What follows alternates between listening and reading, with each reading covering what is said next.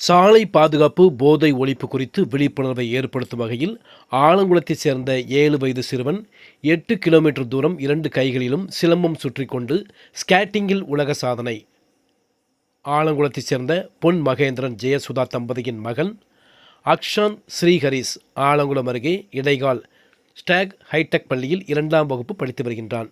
சாலை பாதுகாப்பு, போதை ஒழிப்பு குறித்து பொதுமக்களுக்கு விழிப்புணர்வு ஏற்படுத்தும் வகையில் சிறுவன் அக்ஷாந்த் ஸ்ரீஹரிஸ் அடைக்கலப்பட்டினத்தில் தொடங்கி ஆலங்குளம் பெருந்தலைவர் காமராஜர் சிலை வரை 8 கிலோமீட்டர் தூரம் 2 கைகளிலும் சிலம்பம் சுற்றி கொண்டு ஸ்கேட்டிங்கில் 31 நிமிடம் 16 செகண்ட் கடந்து வந்து சாதனை படைத்தான்.